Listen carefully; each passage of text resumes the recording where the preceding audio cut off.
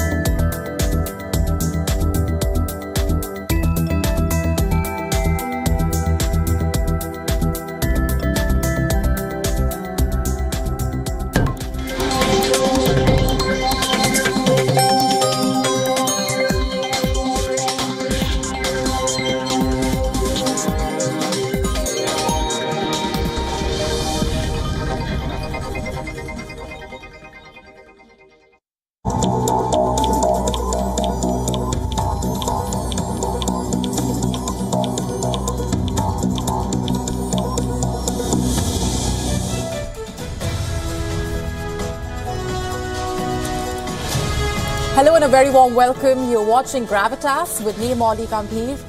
Here's a look at what's lined up for you tonight.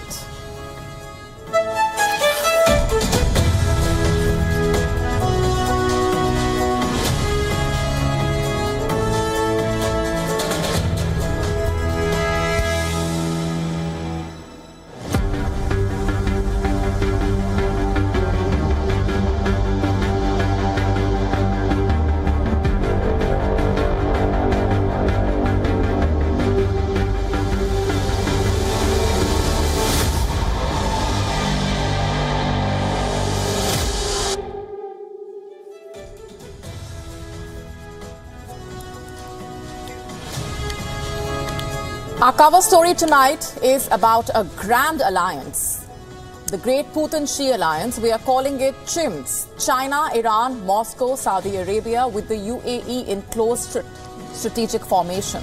What is this alliance all about? Who all are a part of it, and are new members on the horizon? What is the objective here? How exactly did it come into being? What led to it?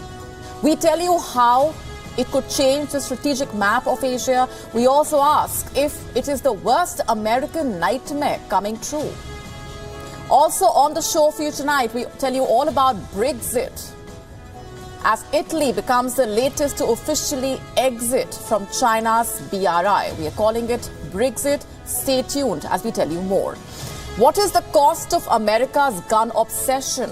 A woman entered an MRI machine with a gun. We tell you how the move backfired and what it tells us about America's gun epidemic.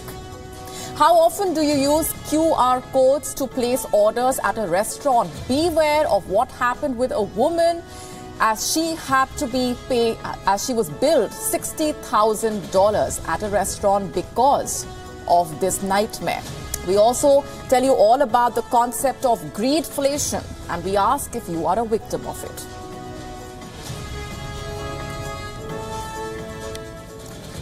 Six months ago, we told you about an alliance that's taking shape. CHIMS, China, Iran, Moscow, Saudi Arabia. And over the last 48 hours, we've seen developments which confirm that new equations have been established with long-term strategic consequences. CHIMS, China, Iran, Moscow, Saudi Arabia with the UAE in close strategic formation. The allies also now form a ring around the oil-rich Caspian.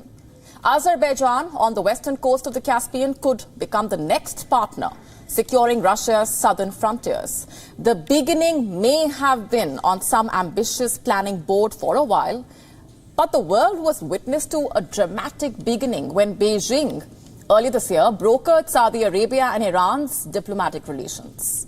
American policy, which since the Iran Revolution in 1979 has centered around a confrontation between Saudi Arabia and Iran, was left in scattered pieces, to say the least. Washington could not hide its shock, and since then has been trying to patch together these pieces.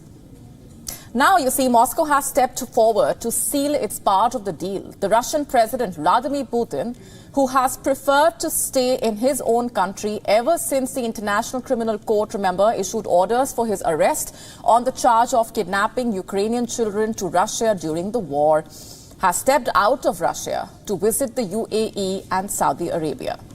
Remember, neither Putin nor Xi came to Delhi for the G20. It was the second time, in fact, that Putin had cancelled a visit to India.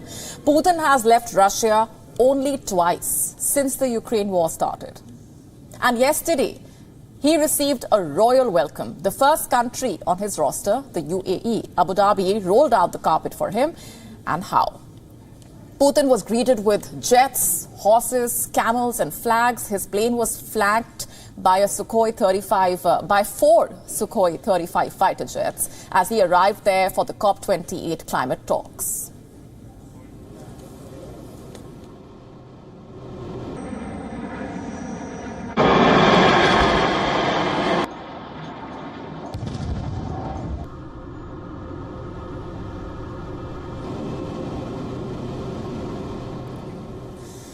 His limousine drone through the grounds of the sprawling palace, flanked by camels and horses with soldiers holding the Russian flag.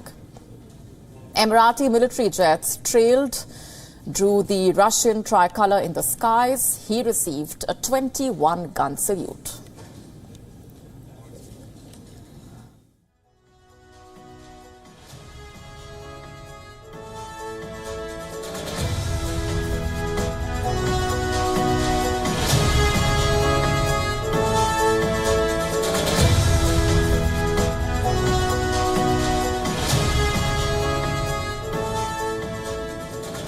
This unusual trip abroad for the Russian president was supposed to be a great show of support between the two countries at a time when the Ukraine war has forced the world to pick sides.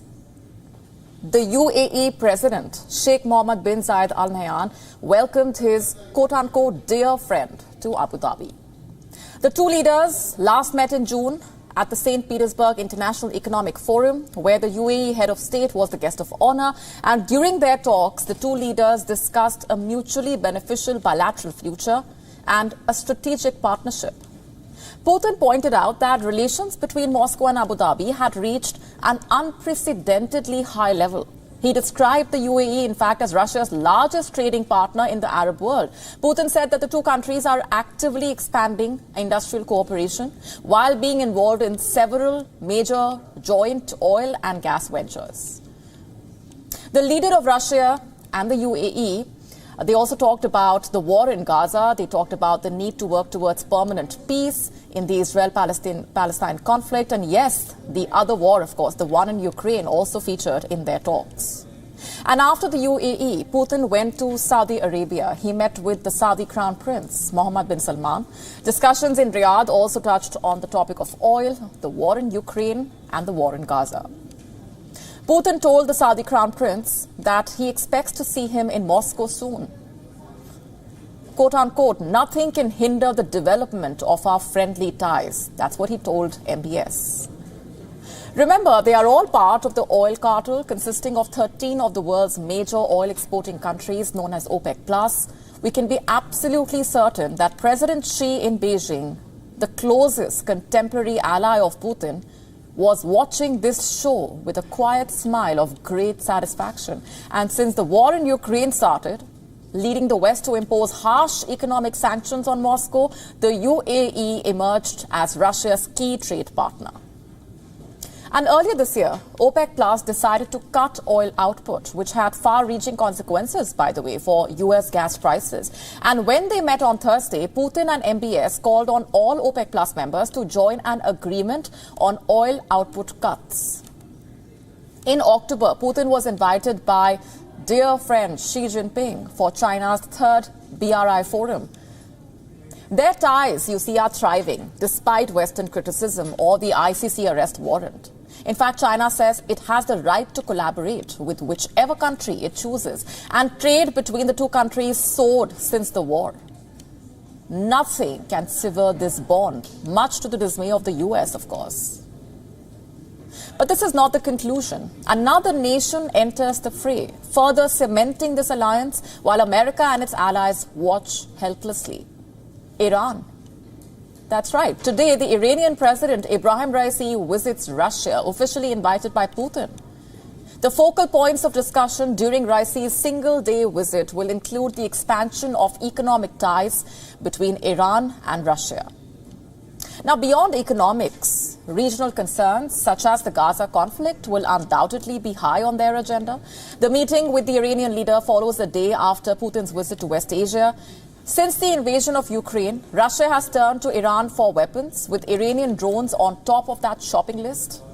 They have helped turn the tide of the war in Russia's favor.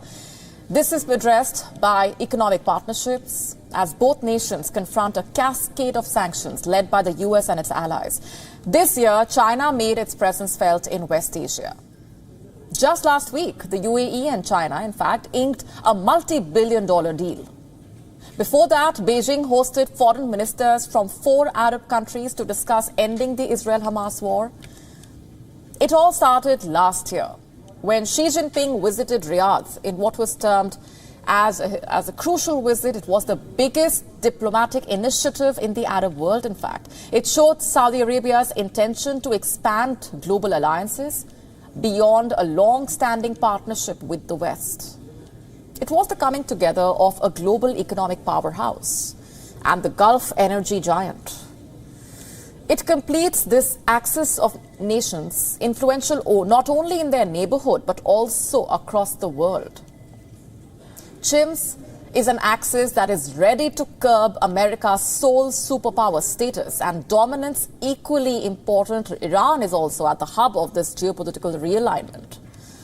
It is forging closer ties with Russia and China, hoping to ease its economic woes and build a powerful new axis of power, one that is capable of countering the US-led West. And let's not forget Iran's decision last year to sell armed suicide drones to Moscow to aid its war against Ukraine. All three say they face multiple threats, a sort of military as well as economic strangulation by the US and its friends. For Iran, the picture is clear.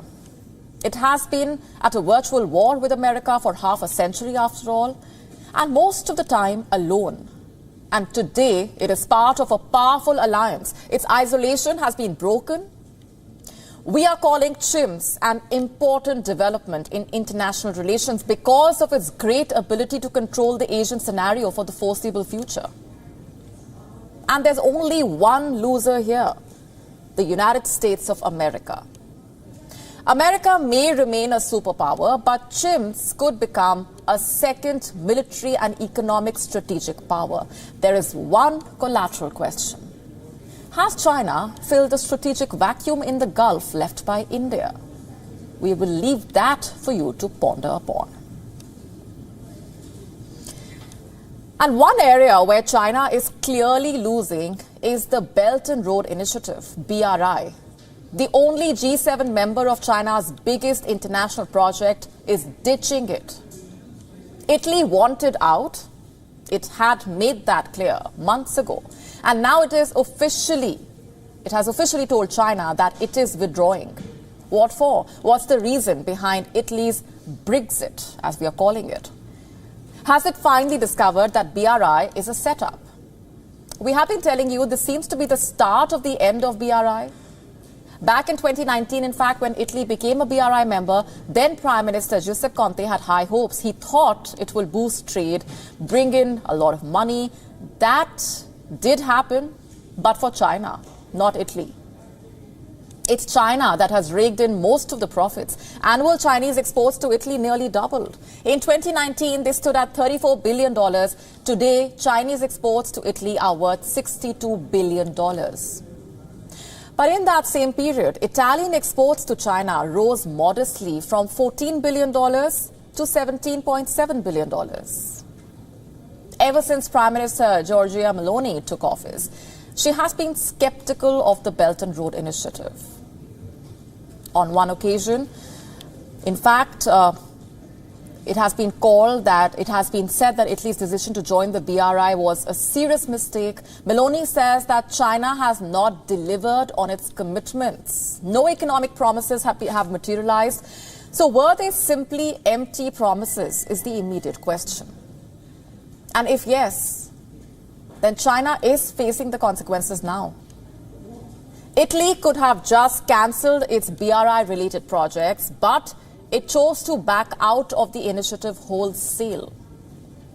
Italy's full-fledged exit is a humiliation for Xi Jinping.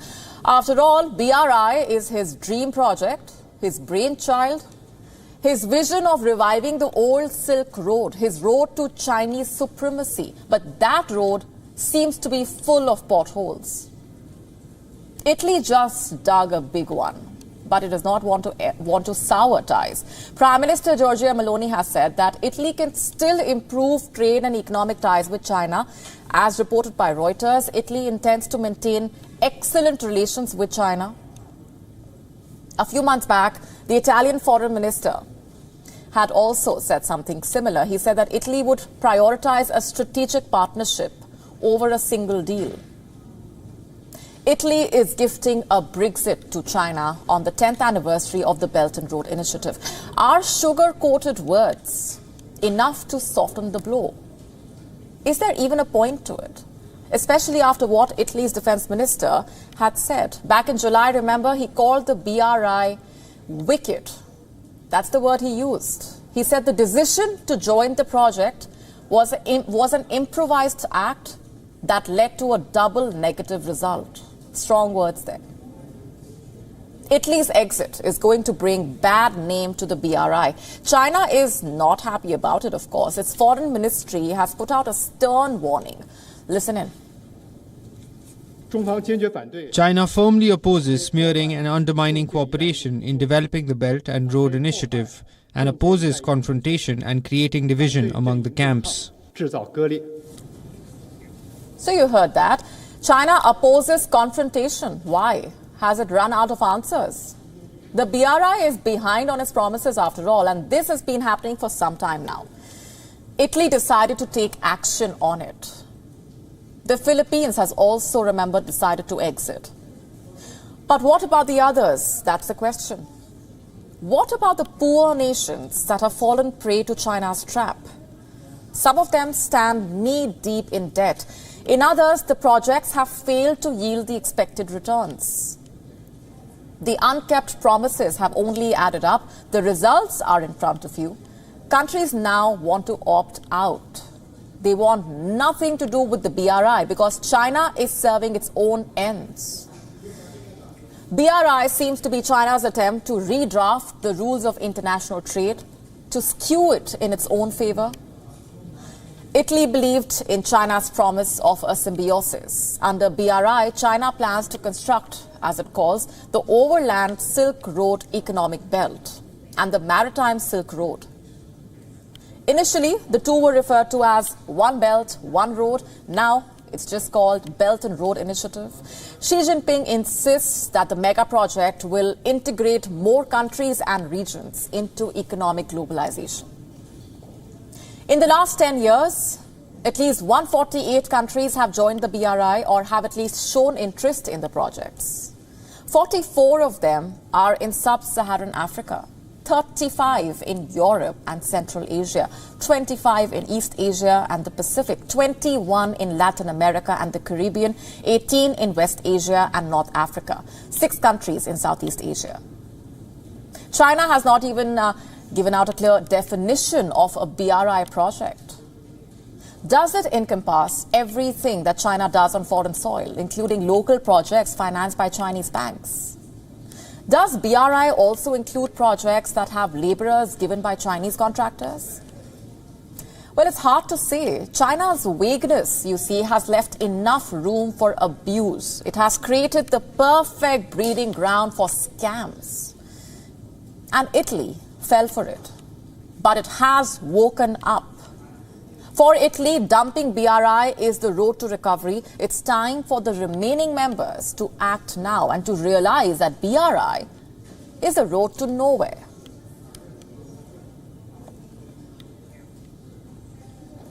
Our next story begins with a startling question. What on earth are Nepali citizens doing on the blood-soaked battlefields of Ukraine? They are doing what adventurers and killers from across the globe are doing, fighting for whichever side offers more money. You see, the Ukraine war has become a viper's nest of mercenaries. Both sides have outsourced killing to brands of globe-trotting mercenaries. A new report claims that many of these mercenaries are coming from Nepal. Just have a look at the headline on your screen. It says police in Nepal have detained over 10 people. Why is that? For allegedly recruiting Nepal citizens into the military.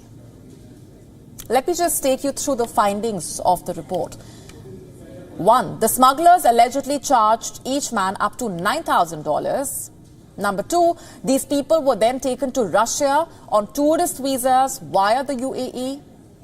Number 3, these men were then recruited into the Russian army, though it's not exactly clear how.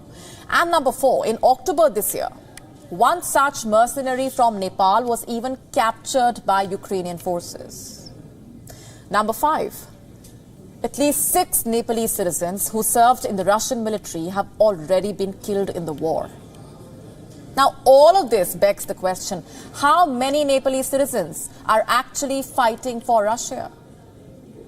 Well, Nepal says it's unclear how many of them are serving as mercenaries, but their number is estimated to be at least in the hundreds. This is all based on claims, by the way. Nepal's ambassador to Russia has made his own claim. He says around 150 to 200 Nepali nationals could be fighting for Russia. And there are also reports from locals saying that scores of people are signing up every week. Let me just read out a quote from Nepal's ambassador to Moscow, Milan Raj Tuladhar. We are sending those who come to our contact back to Nepal, telling them about the high risks associated with joining the Russian military. We have been sending back at least one Nepali national a day. They were all brought to Russia to serve in the army. But the question is why? Why are these people leaving their country to fight as mercenaries abroad? What could the motivation be? Well, it's mostly money. You see, Nepal is one of the poorest nations in the world. According to the World Bank, about 40% of its population lives below the poverty line. So for most of these people, money is a big driving factor. Just have a look at this Telegram post. It was published by the Ukrainian media earlier this week. It claims to show a Nepalese man who was reportedly captured on the battlefield. In the video, he says that he joined the Russian army for money, as did many of his friends. Another driving factor could be a residency visa or a Russian citizenship. In fact, in May 2023, Russian President Vladimir Putin signed a decree simplifying the process of obtaining Russian citizenship. especially for foreign nationals who want to join its ranks in the war. Now here's the thing. This is not the first time such a report has emerged. There have been similar reports several times in the past. Take the one on your screen right now. It's from June this year. The report claimed that Nepalese Gurkhas were joining the Wagner group in lure of Russian citizenship. It added that Russia was offering simplified citizenship to not just the mercenaries but also their family members. And why just Russia? Even Ukraine is hiring foreign mercenaries. Have a look at the report on your screen.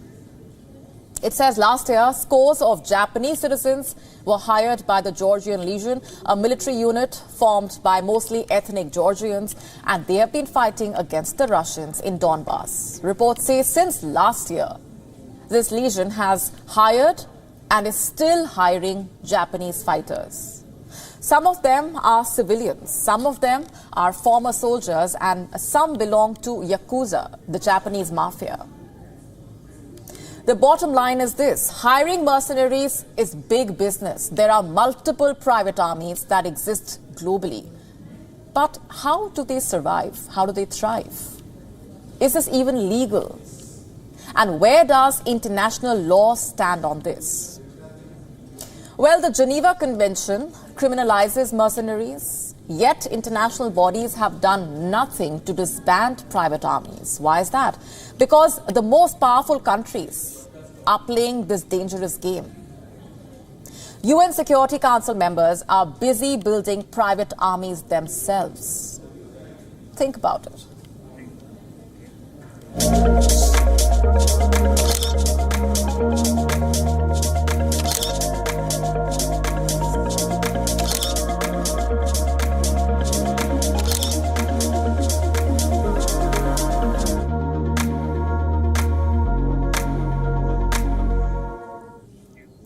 And in tonight's segment of Gravitas Snapshot, we are discussing none other than Times Person of the Year, a woman who has been given this prestigious title for bringing joy to the world in an otherwise grim time. However, don't be mistaken, bringing joy to the world is no small feat. Perhaps it's her positive karma, or maybe it's because she can effortlessly shake it off. Or could it be her fearless attitude? In one of her iconic songs, she refers to herself as the problem. But for many, it seems, she is the solution. Her music has served as the solace they needed. One thing is for certain, she is no anti-hero. You already know who I'm talking about. Here's a glimpse into the life of the fearless woman of the music industry, Taylor Swift. If there's one person who has had a massive cultural impact this year, it's singer-songwriter Taylor Swift. Capping off a stellar year that included breaking box office records, provoking an inquiry into Ticketmaster's sale practices, and even causing an earthquake, Taylor Swift has been named Time Magazine's Person of the Year. She emerged on top to claim the prestigious annual title, beating out fellow nominations such as Putin and Xi, two world leaders, Barbie, a toy turned into a blockbuster movie, Sam Altman, a CEO at the helm of the AI revolution and the King of England. Such is the Taylor Swift effect. She told the magazine that she is the proudest and happiest she has ever felt. For decades, the award goes to an event or person deemed to have had the most influence on global events in 1 year. And the singer checks the box. Her cultural impact is like no other. Already a superstar before 2023, her career reached new heights. Thanks to the Eras tour, the singer performed a career-spanning 45-song set every night. Demand for tickets was so high, it crashed Ticketmaster's website, prompting a hearing into its business practices by the US Senate. When the tour began in the summer, fans who couldn't get tickets gathered in droves, in car parks, and just about anywhere near the arena, just to hear the music. In Seattle, her concerts generated a seismic activity equivalent to a 2.3 magnitude earthquake. But it hasn't been all roses for Miss Swift. Her superstardom comes after a period where she was vilified for her positions on feminism and politics. She spoke out against former US President Donald Trump. She spoke in favor of abortion rights.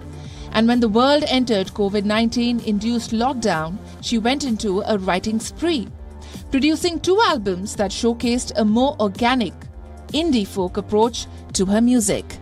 And the records, well, they confirmed her status as a once-in-a-generation songwriting talent. What's more, last year, she cemented her comeback with her album Midnights, a collection of pop songs based around the thoughts that keep her up at night. Her fans, who call themselves Swifties, went berserk. They hosted listening parties, decoded every song and its meaning, connecting the dots, looking for clues, making theories, and most importantly, sharing how much they relate to the songs. Analysts say that her tour will likely surpass the 1 billion mark next March, when she takes it international. If this projection holds, she will achieve the milestone of the biggest tour in music history. They say that if Taylor Swift were an economy, she'd be bigger than 50 countries. As well as a tour, Swift has also released the biggest selling record of 2023, and it was a re-recording of her decade-old album called 1989. Among her other achievements, the Eras Tour film became the biggest concert movie of all time, taking $249 million at the global box office. She is first living artist to have 5 albums in the US top 10 simultaneously. She has the most #1 albums by a woman in US chart history, and she's the most streamed female artist in the history of Spotify and Apple Music. No doubts then, we are all living in Taylor Swift's era.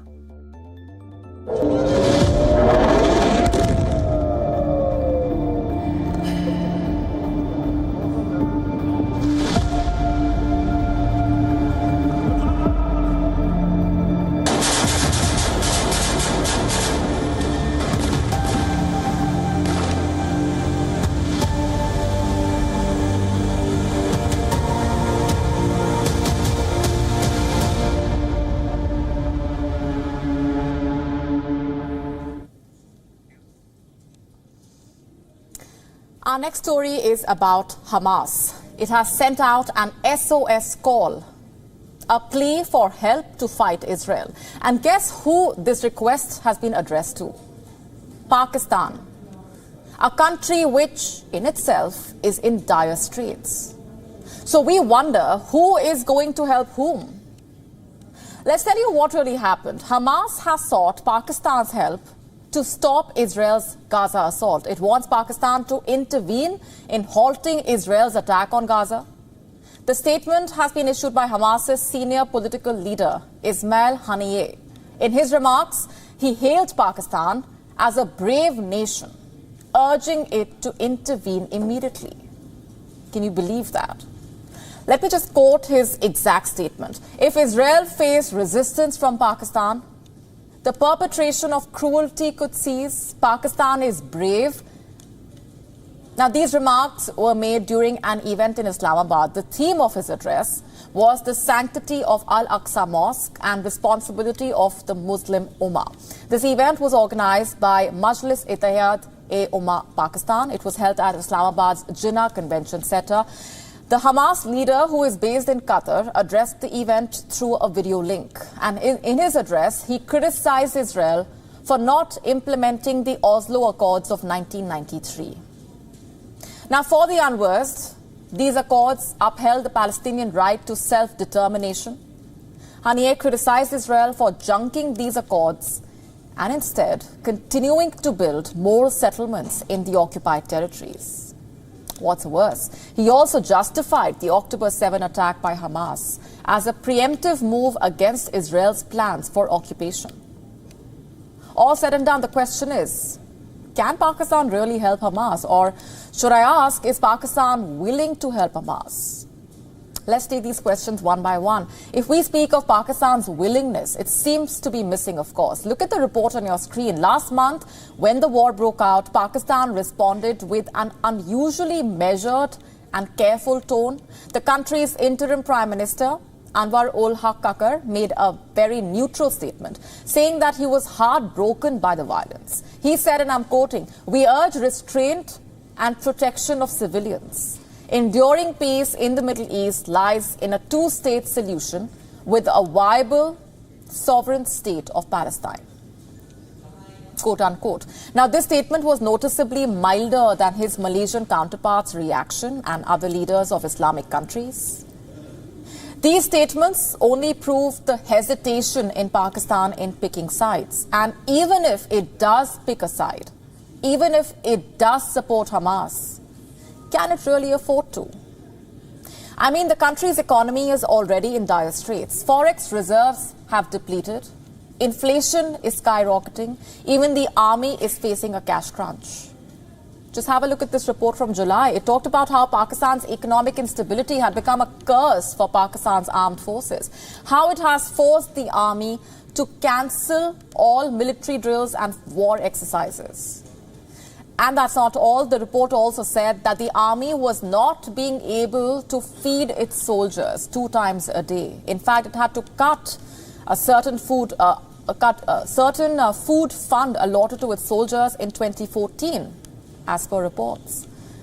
And then we have the Pakistan government. Most ministers in the government are apparently working without any salary. The rest have been asked to take a 15% cut. Given the state of affairs, it's hard to imagine Pakistan helping Hamas. And from the looks of it, the country will have to first help itself before it gets down to helping others. And like we've said in the past, the war may be between Israel and Hamas, but it's playing out in capitals across the world. Leaders the world over have been forced to take sides. So have certain corporates and brands. Let's tell you what happened in the case of Starbucks, America's mega coffee house chain. Last month, Starbucks Workers United, a union representing many of its baristas, posted a tweet expressing solidarity with Palestinians. As it turns out, the stance has not gone down well with a lot of customers. Now, reports saying that since that statement was made, shares of Starbucks plummeted 8.96%. This equates to a loss of nearly $11 billion. In other words, the company's sales have slowed down. Its brand value took a hit. Was this to do with the boycotts? According to reports, the brand is facing boycotts across the world, so much so that its stocks are declining in every session. And this has left many wondering and asking whether the company became a victim of perception. You see, every company, not just Starbucks, faces the challenge of maintaining its brand reputation amid global divisive issues, especially during a war. Look at what happened during the Russia-Ukraine war. Should they be taking sides or not? Should their workers be putting out their point of view? And what impact does that really have? Should they stay away from picking sides and stay true to their customers? The decision is solely theirs.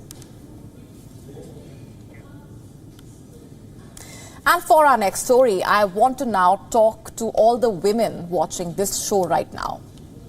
The subject of the story is a medicine, one that is a staple in most Indian homes. It's called Meftal.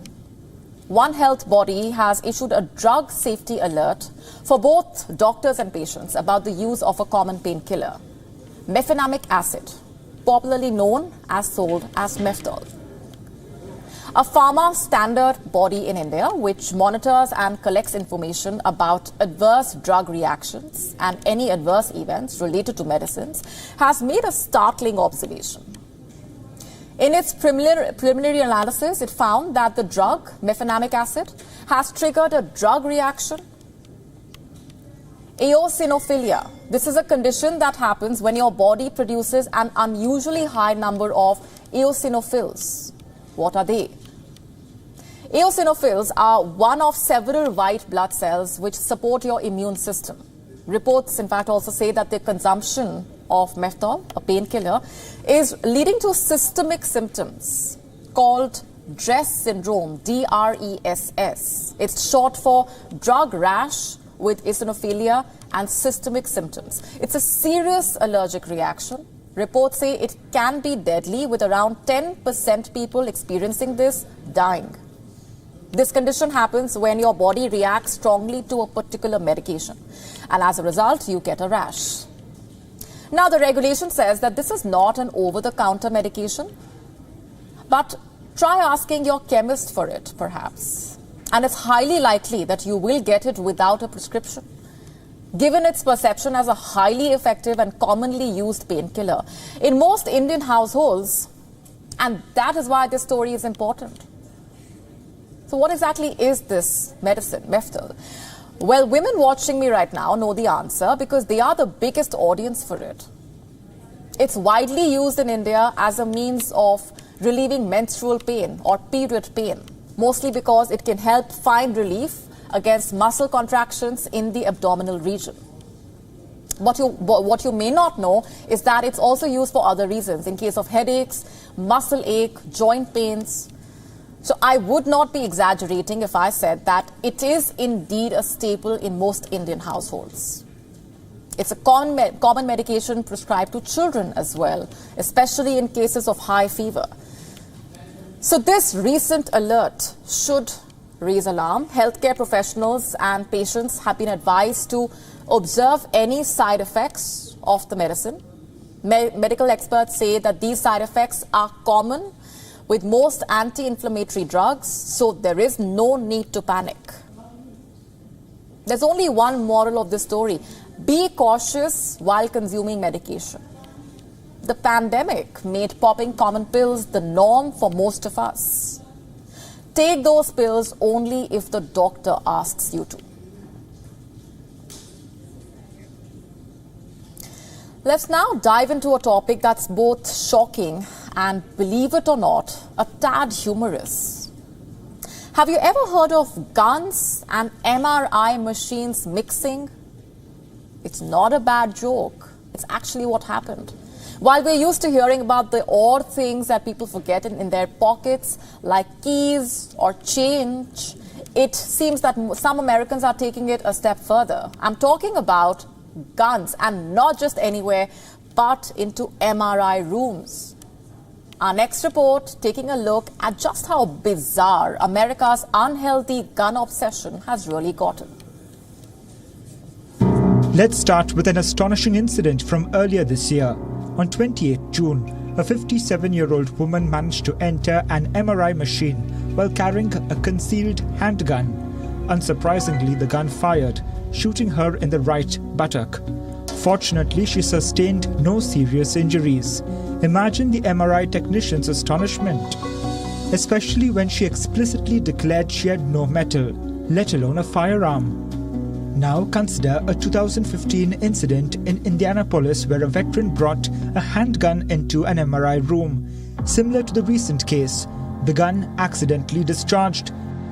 Thankfully, he was also unharmed, and once again, the staff were unpleasantly surprised. It goes without saying that bringing a firearm near an MRI machine is clearly unwise. After all, MRI machines utilize strong magnetic fields, and guns being made of metal can cause disastrous outcomes when near such fields. But these weren't the first instances of such dangerous mix. In 2002, an off-duty police officer's gun was sucked into an MRI, discharging a round into a wall. While in Florida in 2009, another law enforcement official's gun flew toward an MRI machine, causing her hand to get caught between the gun and the magnet. The moral of these stories are simple. If you're going for an MRI, leave your metals, especially guns, at home. But in America, some people struggle to part with their guns. This is a reflection of the country's deep-seated gun culture. From incidents that are humorously absurd to cases that are gravely serious, guns have inappropriately appeared in places like schools, churches, and hospitals, reflecting a range of intentions from malicious to misinformed. To understand this phenomenon, consider these numbers. The United States has the highest rate of civilian gun ownership in the world, with more guns than people. This increase in ownership correlates with a rise in gun-related incidents. Earlier today, there was a shooting at the University of Nevada in Las Vegas. 3 people died and 1 was injured. Bureau Report, WION World is One. Now imagine this. You are at a restaurant. You place your order and your order arrives. You cannot wait to get started, but you resist that urge and first click a picture of that sumptuous meal before you. You add a cool caption and post that photograph. Sounds like something most of you would have done already, right? But what if you post that picture and you end up paying a whole lot extra? Not just a small amount, thousands of dollars extra. That's quite a steep price to pay just for putting out a picture, right? Well, let me tell you what happened with a Chinese woman at a restaurant for a meal. She received a shocker when she asked for the bill. It was for $60,000. Can you believe that? $60,000. She was charged for food that she had not even placed orders for. All because of the QR code on her table. You know those machine-readable codes with black and white squares? You've all seen it. They are usually used to access URLs or any other information. They are basically read by the camera on your phone. Now, given how important QR codes have become for all of us these days, beware of what happened with this woman, because her nightmare can become anyone's reality. So what really happened? Let me break it all down for you. The woman, just like a lot of people, chose to put out a photo of what she was eating at a restaurant. But the QR code on her table, which can be used to place orders, ended up being used by users online to order food.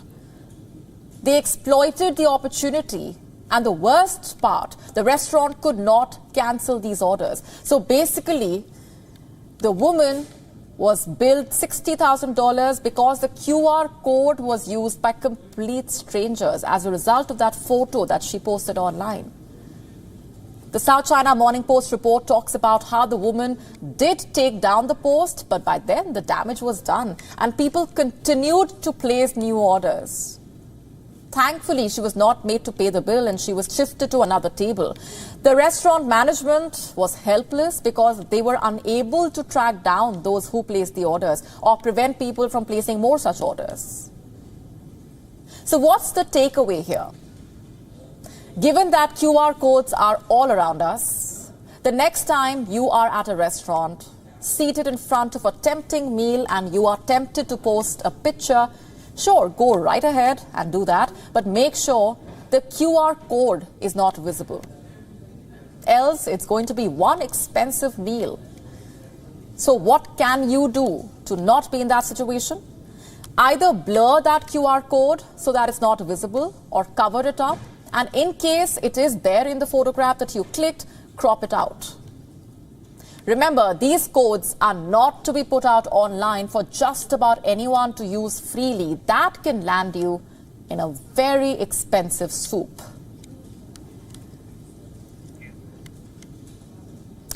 Let's now shift gears to something truly special. A celebration of cultural heritage making waves on the global stage. This Wednesday brought us some exciting news from UNESCO, the United Nations Educational, Scientific and Cultural Organization. Guess what? They've added Garba, the dance from the state of Gujarat in India, to their prestigious list of intangible cultural heritage of humanity. This big move came during the 18th session of UNESCO's Committee for Safeguarding Intangible Cultural Heritage. And just like that, Garba makes its mark alongside 15 other Indian elements, shining a spotlight on India's rich cultural offerings. The nomination, which was a joint effort by India's central government and the Gujarat state government, earned a huge thumbs up from the committee. And for our viewers around the world, here's a bit on Garba. It's a devotional dance performed during Navratri and otherwise. Navratri is a festival honoring goddess Durga, a Hindu deity. It's more than just about the dance. It's a celebration of feminine power, cutting across all barriers of society, uniting people regardless of status or faith. Now, in a fascinating twist, a Garba song penned by India's Prime Minister Narendra Modi was performed at the UNESCO session.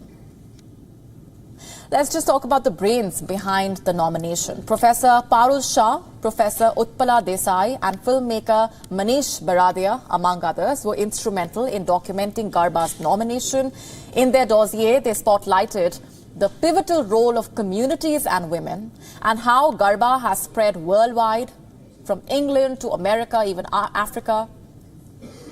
Garba's global recognition is not just a win for culture. It's set to considerably boost up tourism in the state of Gujarat, showcasing the world's longest dance festival spanning an impressive 9 days. India's presence on UNESCO's list is not just limited to Garba, of course. There's Ram Leela, yoga, Vedic chanting, Kutiyatam, Durga Puja and others. But wait, there is more. Yesterday, UNESCO also shone the spotlight on Iftar, declaring it an intangible cultural heritage.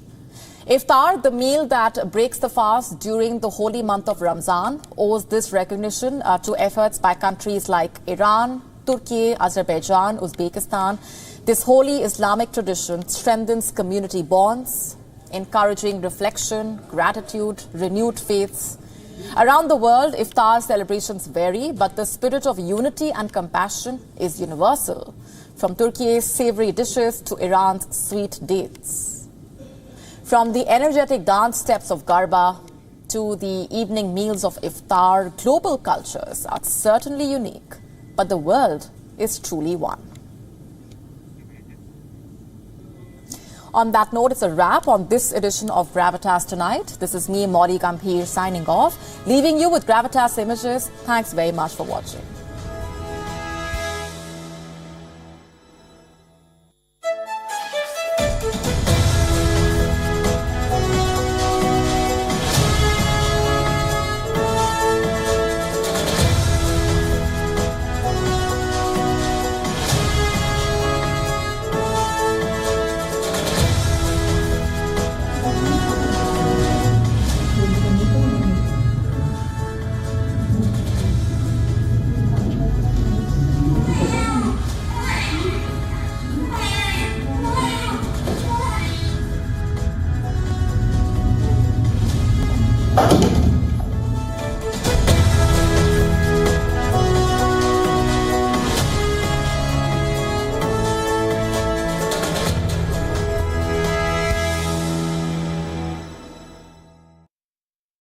From the botched coup attempt in Sierra Leone